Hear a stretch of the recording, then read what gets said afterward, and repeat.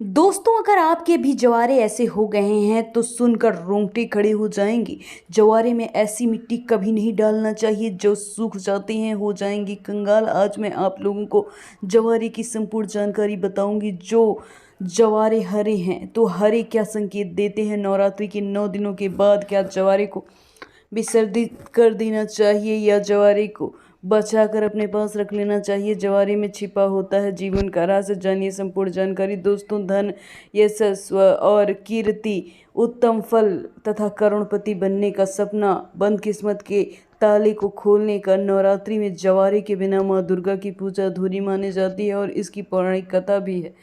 हम आपको सजेशन देना चाहते हैं तो बिल्कुल आप कमेंट बॉक्स में हमसे पूछें। हमारे द्वारा, हमारी टीम के द्वारा आपको मदद दी जाएगी। और हाँ, कमेंट बॉक्स में अपनी राशि लिखना ना भूलिएगा। यदि हमारे पास कोई उपाय होगा तो अवश्य ही हम आपको उपाय ज़रूर देंगे। तो हमारे द्वारा आपके लिए उपाय पहुंच जाएगा मित्रों। तो नवरात्रि में जो जवारे बोए जाते हैं अपना भविष्य बताते हैं कि आपका भविष्य कैसा होगा, कैसे जान पाएंगे। आइए इस वीडियो में हम आप लोगों को संपूर्ण जानकारी देते हैं। अगर आपने अपने घर में जौ बो दिए हैं या नहीं बोए भी हैं तो कोई बात नहीं, इस वीडियो को ध्यान से देखें, अगली बार भी काम आ सकता है। या फिर आपके जीवन में कुछ न कुछ बदलाव जरूर होंगे।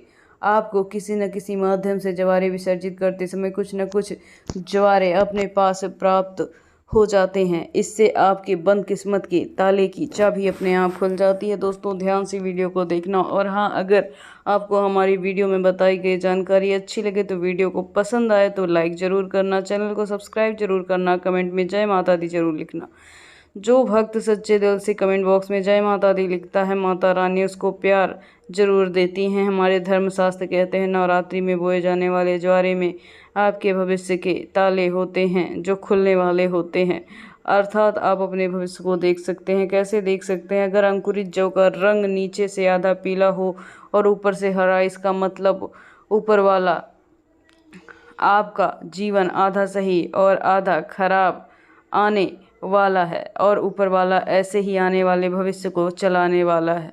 यदि नीचे आधा हरा और ऊपर पीला है, इसका मतलब आपका शुरुआती समय ठीक बीतेगा, लेकिन आगे चलकर परेशानी का सामना करना पड़ेगा। लेकिन घबराना नहीं, इससे हम आपको छुटकारा पाने का तरीका भी बताएंगे, इसलिए अंत तक वीडियो को जरूर देखिए, क्योंकि अधूरा ज्ञान हमेशा लटकती तलवार की तरह होता है। दोस्तों, इसी के साथ जो सफ़ेद या हरे रंग के जो उगे होते हैं वो अत्यंत शुभ होते हैं। अगर ऐसा है तो मान लीजिए कि आपकी पूजा सफल हो गई। आने वाले भविष्य में खुशियों के दरवाजे आपके दरवाजे को खटखटाते नजर आएंगे। अगर सूखी और पीली जवारे की किस्में दिखाई दे तो यह शुभ संकेत माना जाता है और माँ दुर्गा कष्टों और परेशानियों से आपके जीवन को भर देती हैं। ऐसे में प्रार्थना करने के अलावा कोई रास्ता नहीं बचता। फिर 9 दुर्गा के बीच मंत्र ओम दुम दुर्गाय नमः से आप 108 बार हवन करके आहुति दे दीजिए। आपको अत्यंत लाभ मिलेगा और माता रानी की प्रार्थना करने पर वो स्वीकार भी करेंगी। नवरात्र में बोई गई जौ जितनी बढ़ती है उतनी माता रानी की कृपा बरसती है। इससे व्यक्ति के जीवन में सुख समृद्धि बनी रहती है।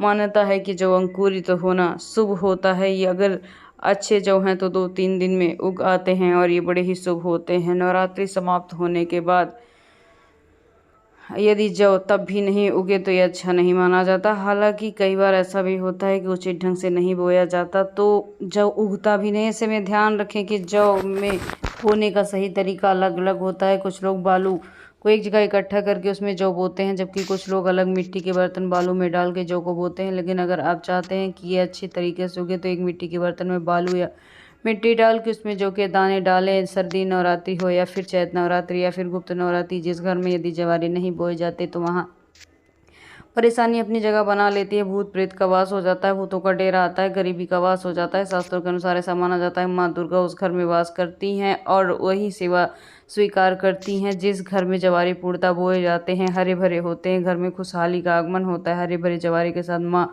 अपनी शक्तियों के साथ नृत्य करती खेलती घर में खुशियों का आगमन लाती बरसाती रहती है। माँ का प्यार बरसता रहता है। ऐसे घर में भूत प्रेत बाधा कभी नहीं आते। जवारे नकारात्मक होते हैं तो नष्ट हो जाते हैं, सकारात्मक संचार बनाते हैं। शास्त्रों में स्पष्ट लिखा है कि नवरात्रि में यदि जिस घर में जवारे नहीं बोए जाते नहीं होते, इतना समझ लो आपके घर में प्रेत आत्माओं का डेरा है। घर में यदि भूत प्रेत को भगाना है, जवारे नवरात्र में अवश्य बोएं। माता रानी को प्रसन्न करें, खुश करें। माँ जौ से प्रसन्न होती हैं। आप 9 दिन के नवरात्र में कन्या पूजन के बाद कन्याओं को भोग स्वरूप विचित्रता के साथ जवारे अगर देना चाहें तो थोड़े थोड़े तोड़ कर दे सकते हैं, उनकी थाली में रख सकते हैं, उस भोग में डाल सकते हैं। जवारे को माता का भोग लगाएं, माता प्रसन्न होंगी। दोस्तों, जवारे बहुत ही पवित्र चीज़ होती है, सावधान रहिए। ये साधारण बात नहीं है, माता रानी इससे बड़ी प्रसन्न होती हैं। संतान की प्राप्ति होती है। माता अपने संतान और लाल को सदैव माफ़ कर देती हैं यदि कोई भूल भी हुई। जवारे को साक्षात नौ दुर्गा का स्वरूप माना जाता है, ब्रह्म का स्वरूप माना जाता है। चलिए, इस वीडियो में हम आपको बताने वाले हैं कि अब ये सवाल उठता है कि जवारे में क्या विसर्जन कर दें। घर में धार्मिक मान्यता है कि जवारे को घर में रखना शुभ माना जाता है, लेकिन इसको रखने के पीछे एक निश्चित निर्धारित समय अवधि होती है। जवारे की सेवा करके जौ में विसर्जित करना चाहिए। जैसे कि आपने 9 दिन में इसकी खूब सेवा की अच्छे तरीके से, इसके बाद इसे बाहर गंगा जी में विसर्जित किया जा सकता है। चाहें तो अपने पर्स में रख लें। इससे माँ वैभव सुख समृद्धि देती हैं, पैसे में बढ़ोतरी होती है। पूजा स्थल पर रखने पे घर में सुख समृद्धि आती है। इसके साथ ही इसे गंगा में विसर्जित करने से भी ये किसी के पांव तले नहीं पड़ता और अपने लक्ष्य को प्राप्त करता है और माता रानी इससे प्रसन्न होती हैं।